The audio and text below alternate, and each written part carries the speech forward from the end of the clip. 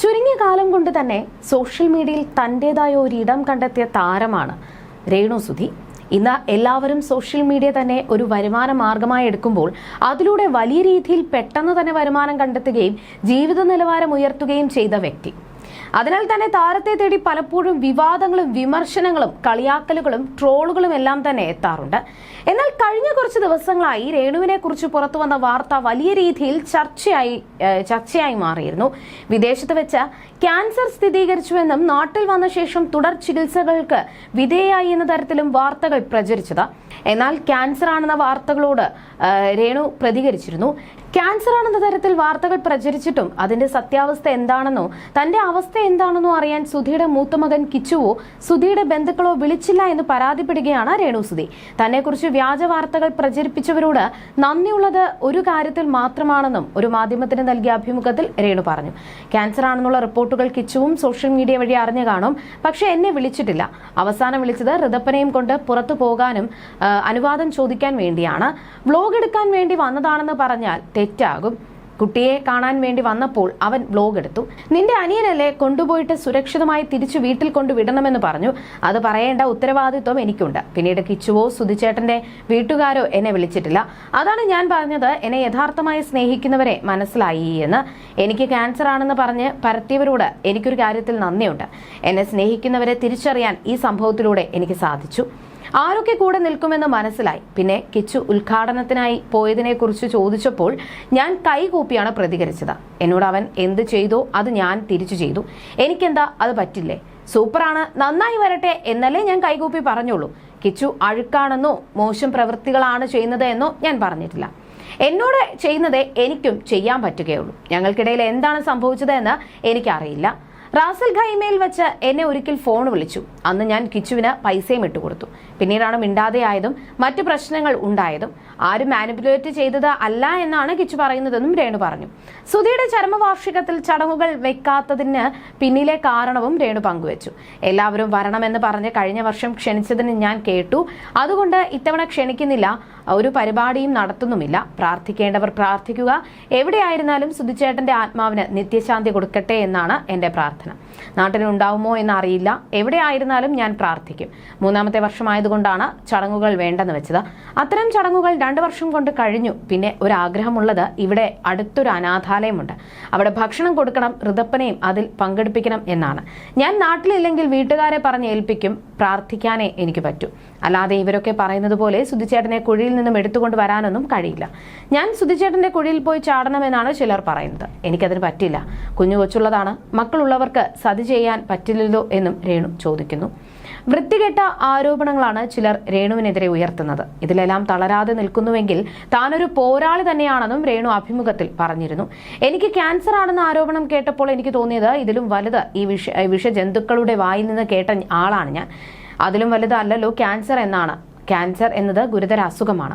അതെനിക്ക് വന്നാൽ തന്നെ ആർക്കും വരുത്തരുതേ എന്ന ഒറ്റ പ്രാർത്ഥനയുള്ളൂ. ഇങ്ങനെയൊക്കെ ഇത് കൊട്ടിഘോഷിച്ച് പറഞ്ഞു നടക്കുന്നവർ മനുഷ്യരല്ല, പൈശാചികരാണ്. ഇതൊക്കെ കേൾക്കുമ്പോൾ എൻ്റെ വീട്ടുകാരും എന്ത് പറയാനാണ്? അവൻ കേൾക്കാൻ ഇനി ഒന്നുമില്ല. എൻ്റെ അച്ഛനും അമ്മയും എൻ്റെ സഹോദരിയും ആയതുകൊണ്ട് പോട്ടെ. എൻ്റെ മാനേജറും ബെസ്റ്റ് ഫ്രണ്ടും ആയ കരിഷ്മയും എന്തൊക്കെ കേൾക്കുന്നു? എൻ്റെ കുഞ്ഞുവരെ കേൾക്കുന്നില്ലേ? ഇങ്ങനെ ഒരു കുടുംബത്തെ ആക്രമിക്കാൻ മാത്രം എന്താണ്? ഞങ്ങളൊരു ക്രിമിനൽ ബാക്ക്ഗ്രൗണ്ട് ഉള്ളവരാണോ? ഞങ്ങളൊരു ക്രൈം ചെയ്യുന്ന ഫാമിലിയാണോ? അല്ല, അവർക്ക് പോലും ഇല്ല ഇത്ര അലിഗേഷൻസ്.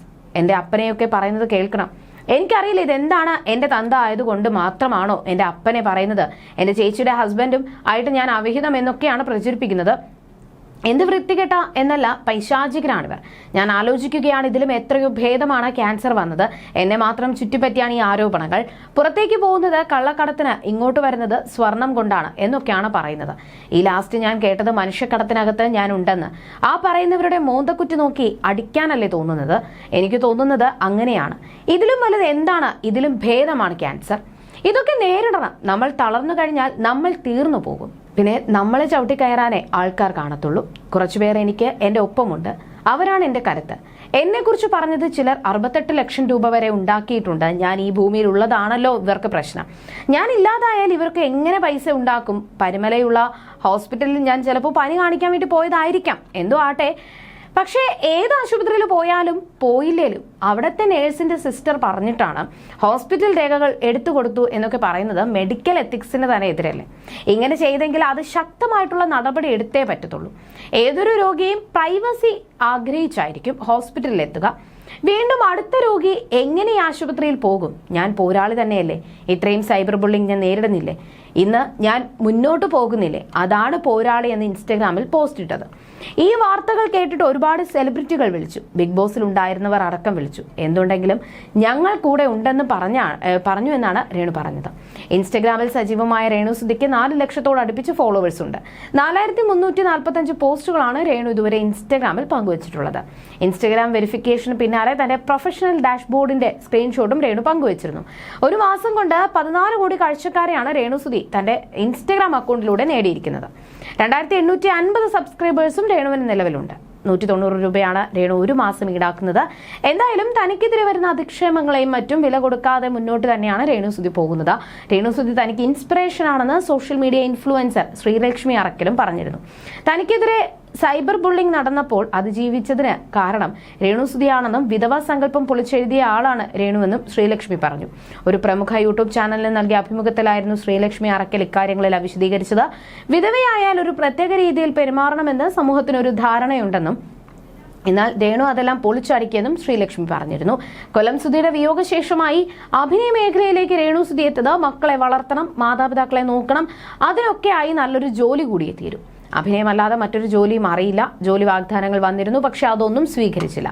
സുധിച്ചേട്ടൻ ഉണ്ടായിരുന്ന കാലത്ത് തന്നെ അഭിനയിക്കാൻ അവസരങ്ങൾ വന്നിരുന്നു. ടിക്ടോക്ക് ചെയ്തിരുന്നുവെങ്കിലും അന്ന് എന്തോ അഭിനയിക്കാൻ തോന്നിയില്ല. മേക്കപ്പ് ഇടാനും ഒരുങ്ങി നടക്കാനും ഒക്കെ അന്നേ താല്പര്യമുണ്ടായിരുന്നു. ഇപ്പോൾ ജീവിതം വഴിമുട്ടി നിന്ന സമയത്ത് അഭിനയ മേഖലയിലേക്ക് വരാനായി തീരുമാനിക്കുകയായിരുന്നുവെന്നും രേണു പറഞ്ഞു. ഇൻഡസ്ട്രിയിലേക്ക് വന്നതിന് പിന്നാലെയാണ് ഉദ്ഘാടനങ്ങൾക്കും വിളിച്ചു തുടങ്ങിയത്. പാട്ടും ഡാൻസുമായി കാണികളെ കയ്യിലെടുക്കാൻ രേണുവിന് കഴിയാറുണ്ട്. ഓന്തുന്നു തുടക്കം മുതലേ പറയാറുള്ളതാണ്. നിക്കർ വിധവ എന്ന പേരുമുണ്ട്. എനിക്കതൊന്നും പ്രശ്നമേ അല്ല. എന്തൊക്കെയാണെങ്കിലും ഹാപ്പിയാണ്. എനിക്കിഷ്ടമാണ് അതൊക്കെ കേൾക്കുന്നത്. ഞാൻ ഹാപ്പിയാണ്. എന്നെ കണ്ടിട്ട് നിങ്ങൾക്ക് ഓന്തിനെ പോലെ തോന്നുന്നുണ്ടോ? ഇല്ലല്ലോ. എന്തൊക്കെ കമന്റുകളാണ് വരുന്നതെന്ന് നിങ്ങൾ കാണുന്നതല്ലേ എന്നുമായിരുന്നു രേണു സുധി പറഞ്ഞത്. തുടക്കകാലം മുതലേ തന്നെ രേണുവിനെതിരെ രൂക്ഷമായ വിമർശനങ്ങളായിരുന്നു ഉയർന്നത്. അഭിനയിക്കാൻ അറിയില്ല, ലുക്കില്ല, ഇവരെയൊക്കെ എങ്ങനെയാണ് അഭിനയിപ്പിക്കുന്നത് എന്നായിരുന്നു ചോദ്യങ്ങളെല്ലാം. വസ്ത്രധാരണത്തെയും രേണുവിന്റെ പാട്ടിനെയും ഡാൻസിനെയും വരെ മോശം പറഞ്ഞവരും ഉണ്ടായിരുന്നു. You're watching me on metromatney.com. metromatney.com. Subscribe for more videos. Subscribe here for more videos. Subscribe now. Thank you. You're watching me on metromatney.com. metromatney.com. Subscribe for more videos. Subscribe here for more videos. Subscribe now. Thank you.